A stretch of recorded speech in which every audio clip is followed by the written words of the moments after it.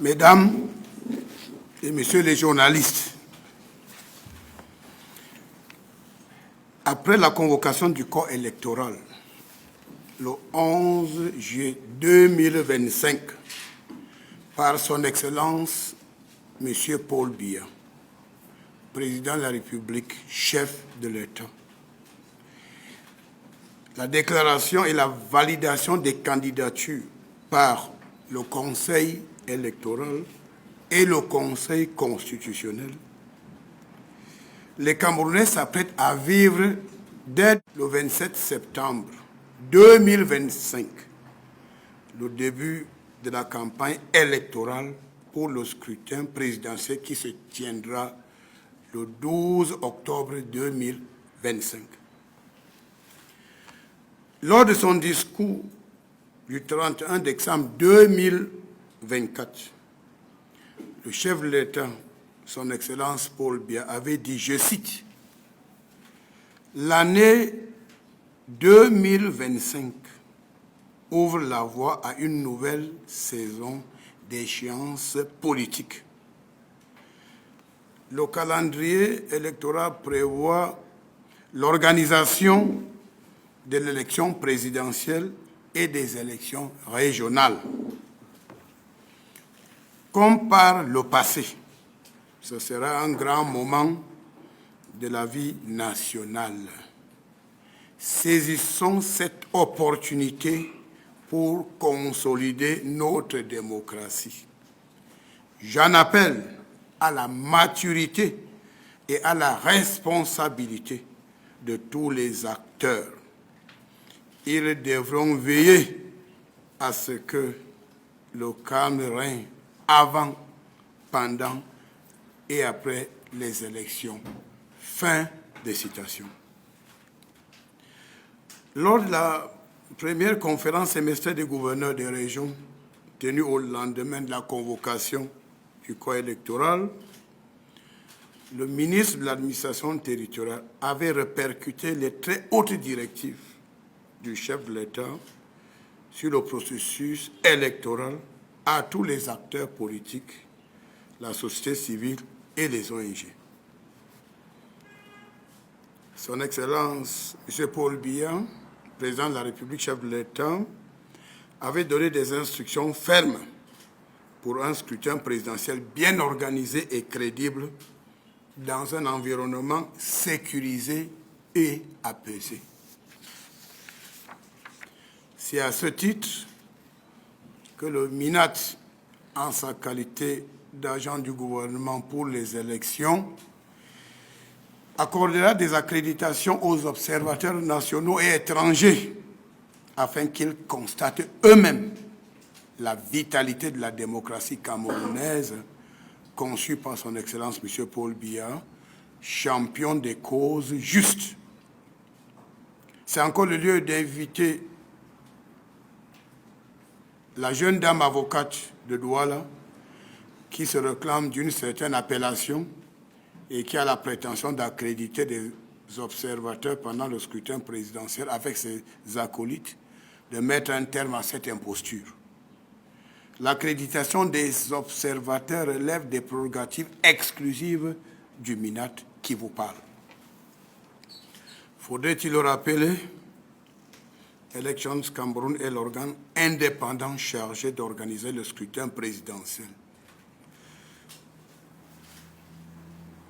Le ministère de l'administration territoriale, à travers les autorités administratives, est là pour accompagner le processus et veiller au respect scrupuleux de toutes les lois de la République par tous les acteurs politiques qui participent au scrutin présidentiel.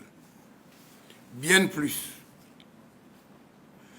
le ministre de l'administration territoriale et les autorités administratives, de par leurs prérogatives, ont l'obligation de protéger les personnes et leurs biens et surtout de mettre hors d'état de nuire les acteurs politiques véreux et d'autres acteurs de la société civile qui ont pour sport favori de défier l'autorité de l'État.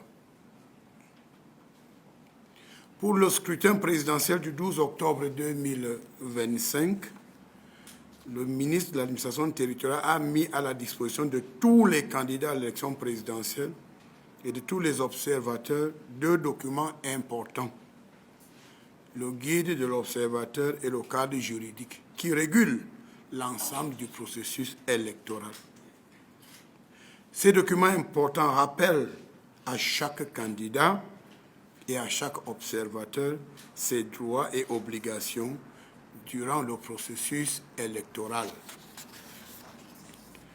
Vous constaterez qu'en exécution des très hautes directives du chef de l'État, l'administration est en train de tout mettre en œuvre pour que la paix règne sur l'étendue du territoire national avant, pendant et après le scrutin présidentiel.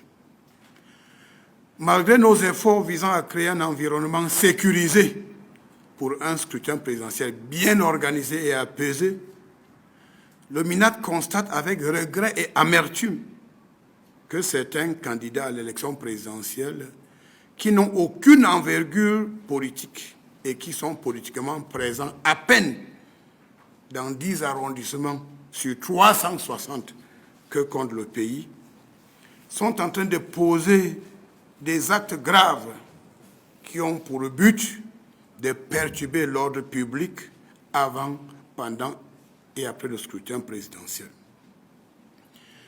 Ces politiciens véreux espèrent obtenir par la rue ce qu'ils sont incapables d'obtenir dans les urnes. Le MINAT, au cours de ses investigations, vient de mettre main sur une plateforme conçue par certains politiciens véreux de l'opposition, dédiée exclusivement au recensement frauduleux des bulletins de vote au soir du 12 octobre 2025. Dans cette démarche conspirationniste, ces candidats véreux cherchent à manipuler l'opinion publique et à proclamer des résultats tronqués de l'élection présidentielle en leur faveur, au mépris des textes en vigueur qui définissent clairement les instances compétentes chargées du recensement et de la proclamation des résultats du scrutin présidentiel. Le fonctionnement de cette plateforme clandestine de recensement est simple. Un agent recruté qui se couche dans une chambre d'hôtel à Yaoundé peut communiquer les faux résultats des bureaux de vote imaginaires en faveur du ou des candidats pour lesquels il travaille. Vous constatez donc la gravité d'une telle manipulation. Faudrait-il le rappeler, seul le Conseil constitutionnel est habilité à proclamer les résultats du scrutin présidentiel. Certains hommes politiques sans envergure, mais champions dans la manipulation des consciences, ont acheté des téléphones portables et recruté des jeunes naïfs et leur ont donné pour mission de propager des résultats tronqués dès 18 heures après la fermeture des bureaux de vote. Les forces de maintien de l'ordre ont interpellé certaines personnes avec plus de 300 téléphones portables et ces personnes sont tous passées aux aveux. Les enquêtes sont en cours. Il s'agit là des faits d'une extrême gravité que le MINAT condamne avec la dernière énergie. Le ministre de l'administration territoriale met en garde tous les auteurs politiques véreux derrière cette entreprise criminelle afin qu'ils abandonnent cette imposture qui n'honore pas le Cameroun et qui démontre plutôt qu'ils ne sont même pas dignes d'être candidats à une élection présidentielle. Le 31 décembre 2024, le chef d'État avait invité tous les acteurs politiques à faire preuve de maturité durant le processus électoral. Malheureusement, certains adeptes des raccourcis faciles veulent utiliser des méthodes tordues pour atteindre des objectifs politiques égoïstes. Ceux qui se rendront coupables de la manipulation des résultats électoraux dans le but de provoquer des remous sociaux devront se rendre au commissariat de police ou dans les brigades de gendarmerie les plus proches afin qu'ils ne soient interpellés par les forces de maintien de l'ordre. Nous procéderons à des interpellations car les contrevenants qui chercheront à perturber le processus électoral répondront de leurs actes criminels devant les instances judiciaires. Et je promets bien que les séjours en détention seront de longue durée. En tout état de cause, force restera à la loi. Les politiciens véreux, adeptes des raccourcis faciles, doivent retenir que les Camerounais ne sont pas dupes. Le Cameroun, sur la conduite éclairée de son Excellence M. Paul Biya, président de la République, chef de l'État, est un État de droit et force restera à la loi avant, pendant et après le scrutin présidentiel du 12 octobre 2025. Aucun écart de comportement de qui que ce soit ne sera toléré durant le processus électoral. Tous les candidats qui participent à l'élection présidentielle connaissent les règles du jeu et ont l'obligation de les respecter.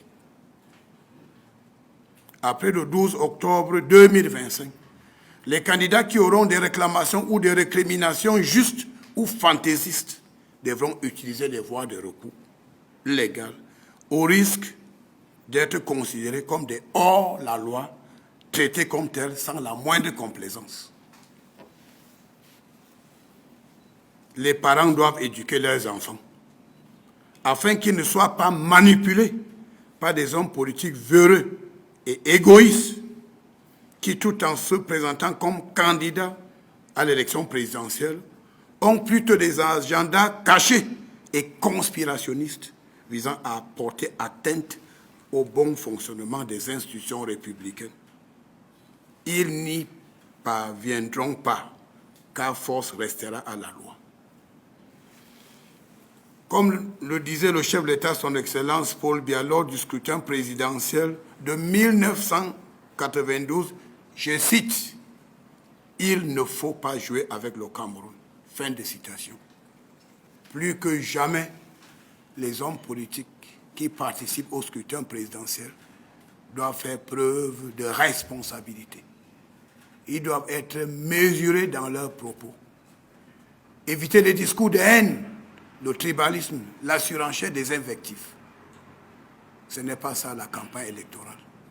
Je leur demande de profiter de l'espace de liberté créé au Cameroun par le président Paul Biya pour vendre les projets politiques afin que les Camerounais adhèrent à leurs opinions ou à leurs projets politiques.